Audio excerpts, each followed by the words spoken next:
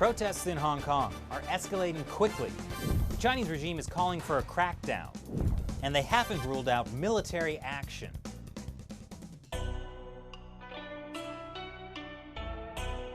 Welcome back to China Uncensored. I'm Chris Chappell.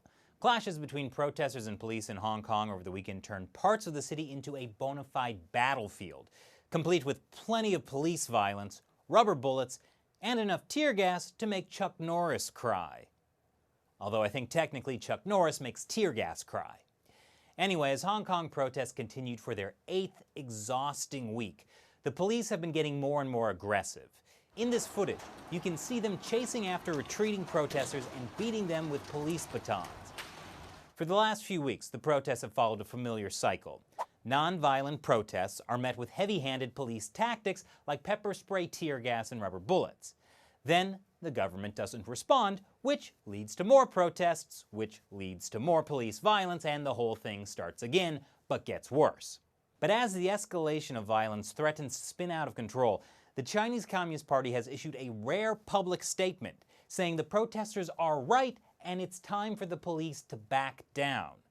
Just kidding. The party did what they always do, threatened to crack down harder.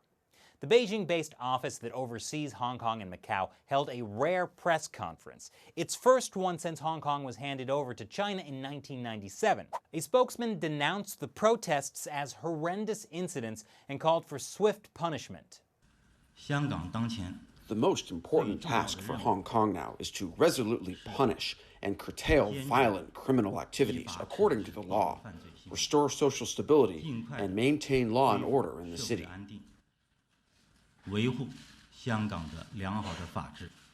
Yes, the most important task for Hong Kong is to punish people and maintain order.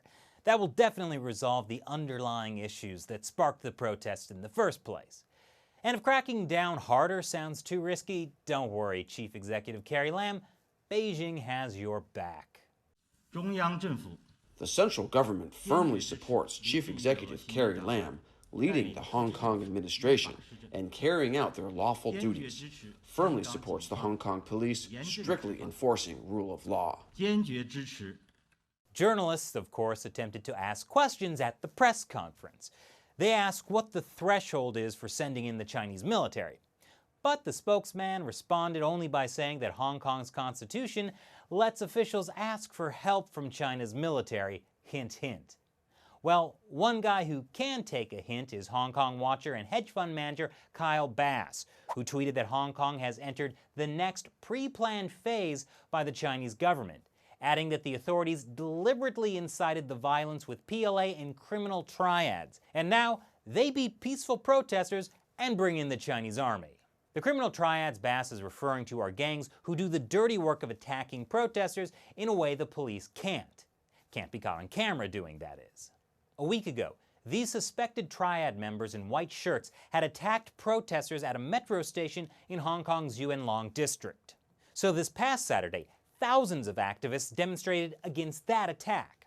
We are against the violence of the Hong Kong police and the cooperation between them and the gangs and the non-local gangs. They are using violence to attack locals in Hong Kong. And then the riot police moved in and started firing tear gas. Some local residents weren't too happy about that. If anyone can still make the police feel shame, it's a Hong Kong grandma. Then on Sunday, clashes erupted yet again as riot cops beat back demonstrators who tried to approach the Chinese regime's representative office in Hong Kong. The protests this weekend were not given permission by the police, but people showed up anyway, which meant that when police arrested 49 people over the weekend, they could charge them with rioting, which carries a maximum prison term of 10 years.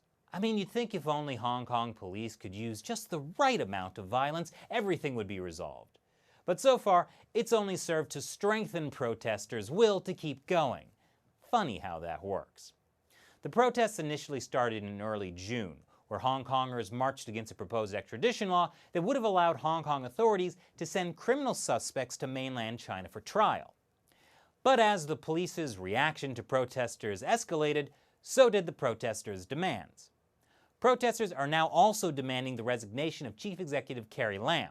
Plus, they want everyone who's been arrested to be released, And they want an independent inquiry into police brutality. But while Carrie Lam may have put the extradition bill on pause, she has refused to agree to any of the other demands. Maybe she can just wait things out till her term ends in 2022. But I don't think the protesters are willing to wait that long. In fact, they've got a new slogan: "Reclaim Hong Kong, the revolution of our times." Meanwhile, Hong Kong lawmaker Claudia Mo is worried that things don't seem to be resolving, especially after Beijing's press conference on Monday. And my personal take is that I'm so worried what happened in Beijing today, this afternoon, would actually help fan the fire of what's already been a tsunami of protest in Hong Kong. I get how it could fan the flames, but I don't see how things could get much worse. Unless instead of addressing the issues at hand, Chief Executive Carrie Lam does something extremely tone-deaf like, oh, I don't know, spending the weekend at a summer camp run by the People's Liberation Army. I know, that's a very specific thing to suggest, but that's actually what she did. Yep, there she is. So with the Hong Kong leadership pretty much absent, the only way the protesters can talk to their government is this. It's going to be a long summer. So what do you think about China's calls for a tougher crackdown on Hong Kong protesters? Leave your comments below. And now it's time for me to answer a question from one of you, a patron who supports China Uncensored with $1 or more per episode through the crowdfunding website Patreon. Kristen E. Strugberg asks, if it were that easy and straightforward a task, wouldn't China have invaded Taiwan long ago? China's words are bellicose, however, their actions suggest crossing the Taiwan Strait a perilous proposition for the invader. Good question, Kristen. And you're right, it's not an easy or straightforward task for the People's Liberation Army to take over Taiwan. Last year, I sat down with Taiwan expert Ian Easton to discuss the nuts and bolts of this. He told me that in addition to all of Taiwan's military defenses, the Taiwan Strait itself is so perilous that there are only 2 short periods a year when the weather would permit the large-scale crossing of troops by ship. And those periods have their own problems. Plus, there's a lot more dangerous things the Chinese military would have to face if they actually made landfall in Taiwan.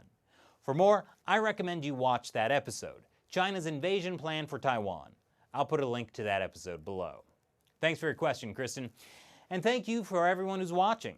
Your support of $1 or more through Patreon helps us keep this show going and do cool things like travel to Hong Kong to cover protests like this. Thanks for watching China Uncensored. Once again, I'm Chris Chappell. See you next time.